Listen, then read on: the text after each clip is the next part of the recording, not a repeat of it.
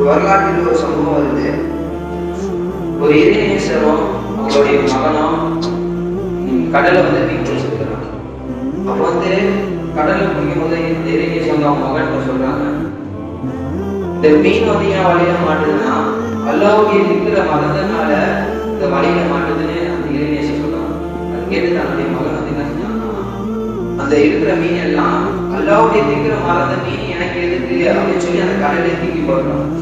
அதே மாதிரி நம்மெல்லாம் எவ்வளவு அல்லாஹ் மறந்துருக்கோம், எவ்வளவு திகில் செய்யாம சைத்தானுடைய அந்த வலையில மாட்டிட்டு எவ்வளவு அல்லாஹ் மறந்து வாழ்ந்துருவோம். ஆனா ஒரு பொழுதும் அல்லாஹ் நம்மளை தூக்கி போடல. இது வரைக்கும் நல்லா தான் நம்ம வச்சிருக்கிறோம்.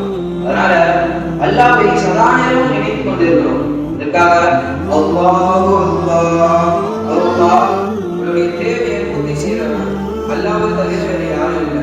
உங்களுக்கு எவ்வளவு தேவை இருந்தது, நம்மளுக்கு ஆயுதத்துக்கு எவ்வளவு தேவை இருந்தது, அதெல்லாம் பரிபூர்ணமா தேவை பரிபூர்ணமா ஆயிடுது. ஆனா அந்த தேவை பூர்த்தி செய்யறவன் யாரு? அல்லாஹ்வை தவிர வேற யாரும் இல்லை. இல்லல்லாஹ் இல்லல்லாஹ்